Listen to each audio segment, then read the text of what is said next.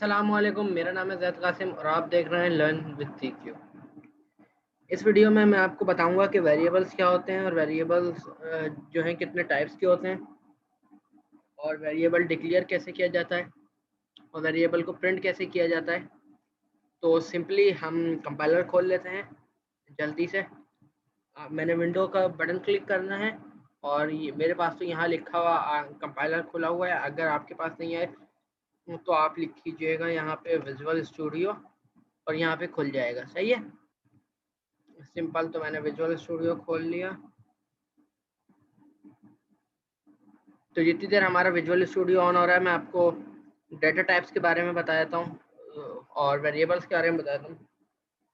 सबसे पहले data types के बारे में बात करते हैं। डेटा टाइप्स कितने टाइप की होती हैं? सिंपल डेटा टाइप जो होती हैं, डेटा टाइप्स जो होती हैं वो दो तरीके की होती हैं। नंबर 1 स्ट्रिंग स्लैश 4 या नंबर 2 नंबर्स। अच्छा, अब यहाँ पे स्ट्रिंग होते हैं स्लैश 4, ये दो अलग चीज़ें हैं। सही है। वैसे तो एक टाइप और होती है डाटा की, लेकिन उसको भी हम स्ट्रिंग या नंबर के अंदर ही कंसीडर कर लेंगे, जो कि बूलियन होती है। सही है। यहाँ पे मेनली देखिए, ये रही हमारी बुक।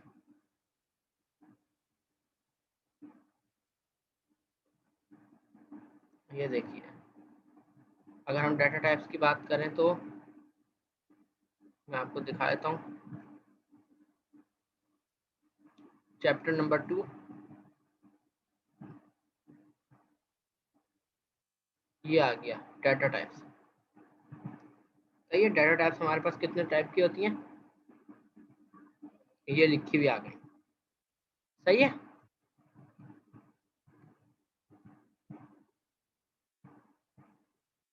मैं इसको यहाँ से हटा देता हूँ।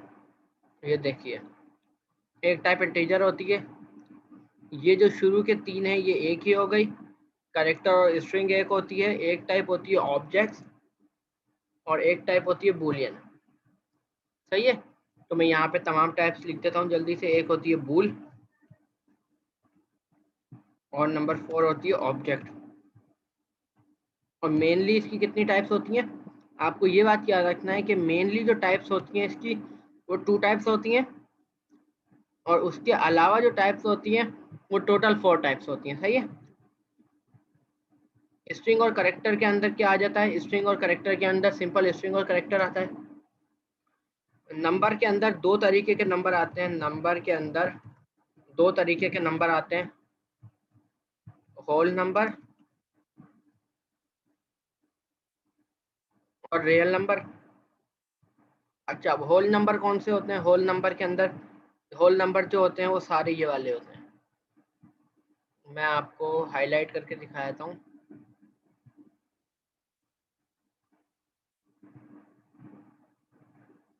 ये जो दो हैं ये हैं होल नंबर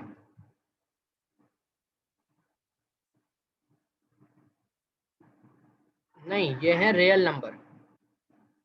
सॉरी, मैंने यहाँ मिस्टेक कर दी। ये आएगा रियल नंबर। सही है। और ये जो ऊपर वाले हैं यहाँ पे,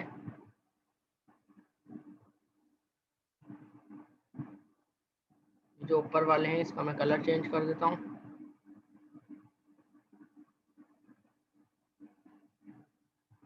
ये वाले जो हैं ये वाले हैं होल नंबर्स।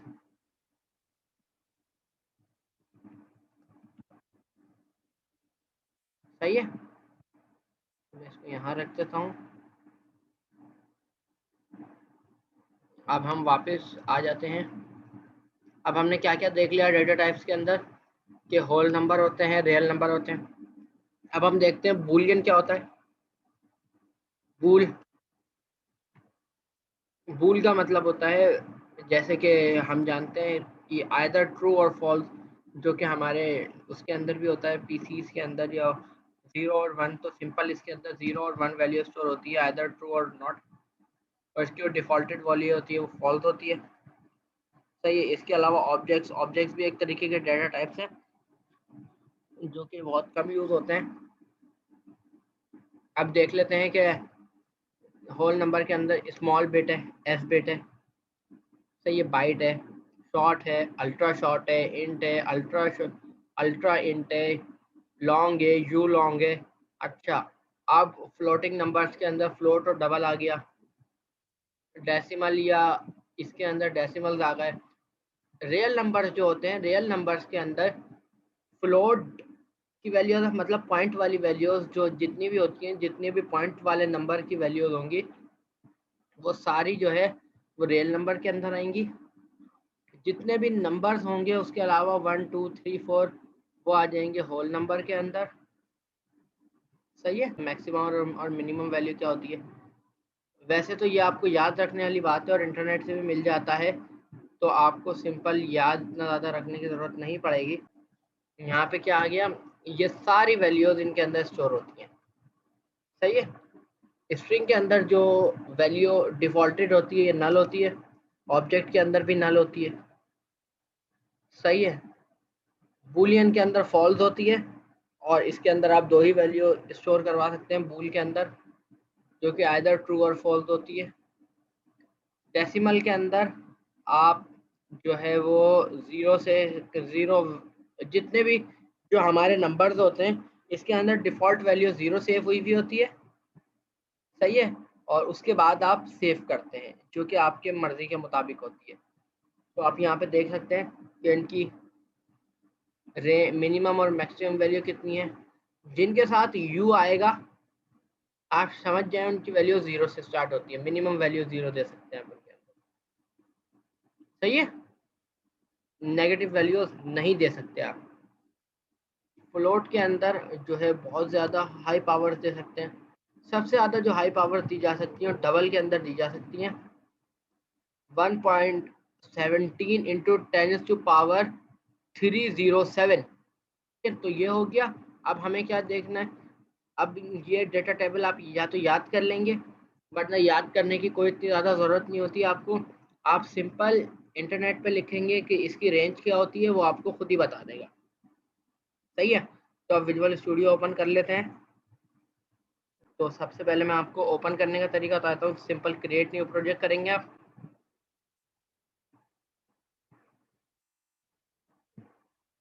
सही, जितना नेक्स्ट किया, यहाँ पे आपने जो आपका पाथ है वो देंगे, ये करेंगे तो इसके बाद नेक्स्ट करेंगे तो एक स्क्रीन अपेयर होगी इसके बाद आप क्रिएट कर लेंगे तो आपका प्रोग्राम क्रिएट हो जाएगा। सही है। इससे पहले हम लिखते हैं स्ट्रिंग, जो कि हमने पढ़ा था, स्ट्रिंग नेम आ गया equals to Z.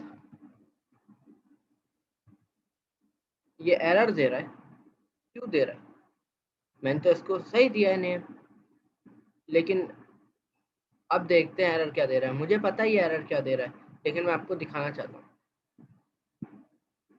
The name does not exist in the current contact, यहाँ पे भी यही आएगी, the name Z does not exist in the current contact. लेकिन अगर मैं एक ये लगाऊं और एक डबल ये लगाऊं तो ये डिक्लेयर होगी। सही है। तो हमने क्या देखा कि कोई भी स्ट्रिंग को डिक्लेयर करने के लिए हमें डबल इन्वर्टेड कॉमास लगाने होते हैं। सही है। अब करेक्टर की बात करते हैं, CHAR, चार हम दे देते हैं name2, नहीं name1 इक्वल्स टू। सही है। अब हमने यहाँ पे डबल ब्रैकेट लगाए जैसे हमने स्ट्रिंग के अंदर लगाए थे और यहाँ लिखा z, तो यहाँ लिखा हुआ आया can not implicit convert to string to char, मतलब कि आप स्ट्रिंग को चार में कन्वर्ट नहीं कर सकते, एक मिस्टेक है ये आपकी। तो आपने ये लगाया, सिंगल ब्रैकेट लगाया आपने, सिंगल कोटेशन लगाया आपने, किसके लिए, करेक्टर के लिए। करेक्टर के लिए लगता है सिंगल कोटेशन, आप खुद देख लें, और इसके लिए लगता है डबल कोटेशन। अब क्या रह गया, टू मैनी करेक्टर लिटरल्स। मैंने क्या कहा था, आपको रेंज बताई थी इसकी मैंने, UFF से ज़्यादा नहीं होगी। तो इसने यहाँ पे एक एरर दे दिया है कि आपके बहुत ज़्यादा करेक्टर लिटरल धोखा है, आप इसको नहीं दे सकते। तो मैं सिंपल है Z दे दूँ और ये डिक्लेयर हो गया। सही है। इसके अलावा हम इंट पे बात कर लेते हैं। int 1 int n1 equals to 1 2 3 4। हमने सबसे पहले हम लाइन से डाटा टाइप करते हुए आते हैं। एस बाइट, सबसे पहले एस बाइट दे देते हैं। एस बाइट की वैल्यू रेंज क्या आती? 1 to 8, 1 to 8 देते हैं।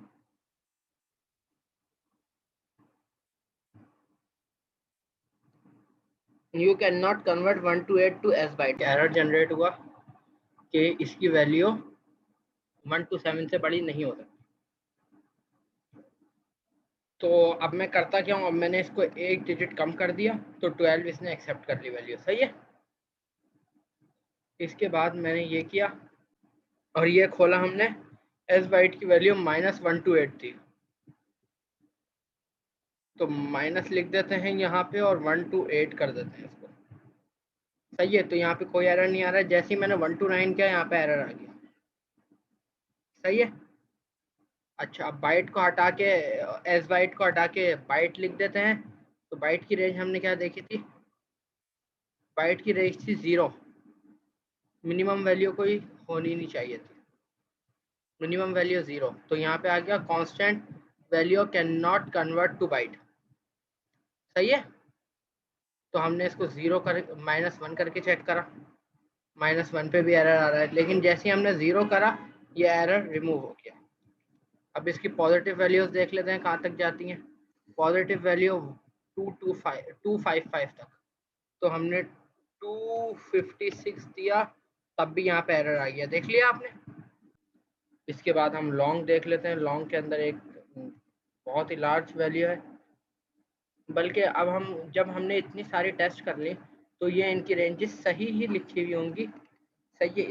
सही है। इसको मैं यहाँ पे डबल लिख देता हूँ।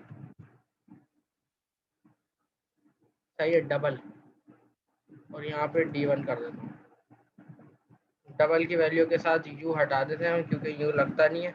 अच्छा, अभी मैं आपको एक चीज़ दिखाता हूँ। डबल के साथ फ्लोट होता है एक, फ्लोट f इक्वल्स टू 3.2 या 3.1, और यहाँ पे डेसिमल t इक्वल्स टू 5.6। सही है। मैंने आपको मेन डाटा टाइप्स लिख दी हैं जो कि यूज़ होती हैं अक्सर बेशतर। लेकिन यार ये यहाँ पे एरर क्यों आ रहा है? चलें एरर पढ़ते हैं फिर बताते हैं कि एरर क्या होता है।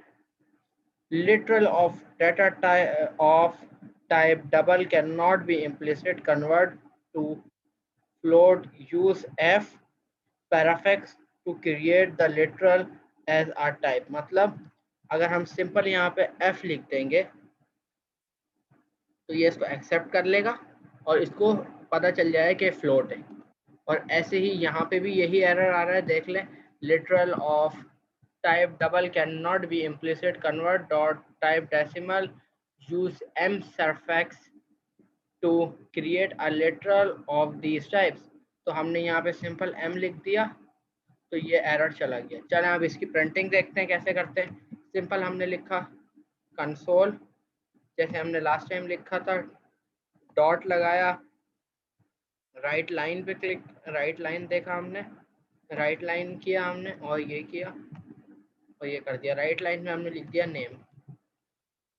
सही है। सही है। जिस हिसाब से हमने यहाँ पे नेमिंग करी थी उस हिसाब से दे दिया है। ये हो गया। तो अब मैं इसको बिल्ड कर लेता हूँ। सबसे पहले बिल्ड, यहाँ पे स्टार्ट बिल्डिंग हो गया और ये यहाँ पे बिल्ड सक्सेसफुली हो गया। तो मैं इसको चला देता हूँ और ये देख लीजिए। अच्छा, मैंने यहाँ पे एक चीज़ आप नोट करें, मैंने यहाँ पे रीड लाइन, ना ही रीड लाइन लिखा ना ही रीड की लिखा, लेकिन फिर भी मेरी स्क्रीन होल्डेड है। ये जो है ये नया फीचर है इसका, विजुअल स्टूडियो 19 का। ये स्क्रीन को ऑटोमेटिकली होल्ड करके रखता है जब तक कि हम एनी की प्रेस नहीं करते। जैसे कि मैंने एस प्रेस किया तो ये रुक गया है। सही है, तो फिर ये ऑटोमेटिकली स्क्रीन को होल्ड करके रखता है, आपने देख लिया। अच्छा, अब अगर ये तो इतनी दफ़ा कोड लिखना पड़ा हमें, कंसोल डॉट राइट लाइन हमने कितनी दफ़ा लिखा, 1 2 3 4 5 टाइम्स लिखा है। तो ऐसा नहीं हो सकता कि मैं एक ही दफ़ा कंसोल डॉट राइट लाइन लिखूं और उसी के अंदर ये पांचों वैल्यूज करवा दूं। तो बेशक हो सकता है। हमें यहाँ पे प्लस ऑपरेटर यूज़ करना है और यहाँ लिखा हमने नेम और फिर इसको रन करते हैं।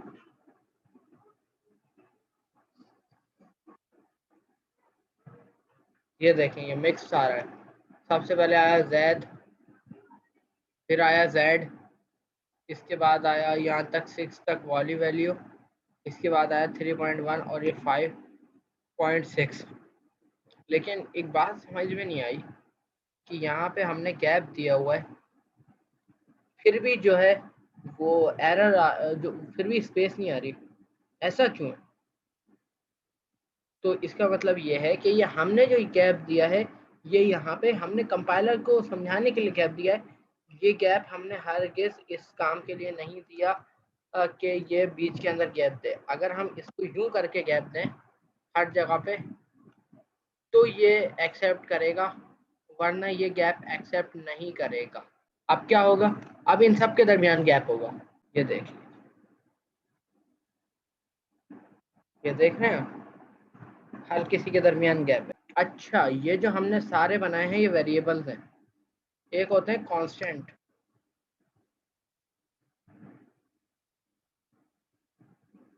ये आ गया कांस्टेंट, कांस्टेंट नेम। सही है, तो ये किसी के भी साथ कांस्टेंट लग जाएगा। कांस्टेंट आ गया नेम। अब ये कांस्टेंट ही रहेगा, इसको चेंज नहीं किया जा सकता। एक दफा चेंज करके चेक कर लेते हैं।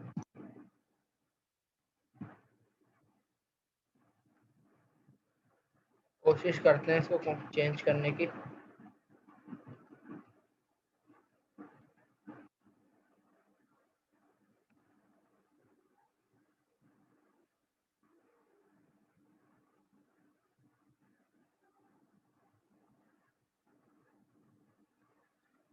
The left hand argument must be variable, property और indexer।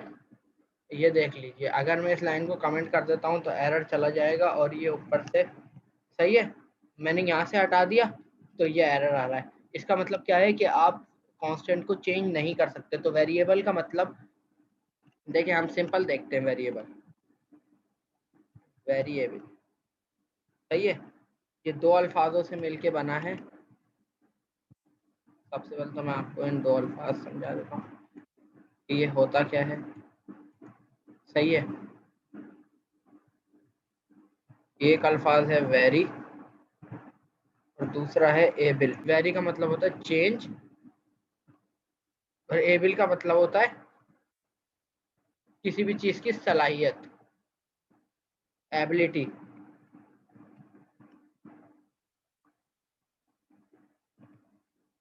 सही है, तो वेरिएबल का मतलब क्या हो गया?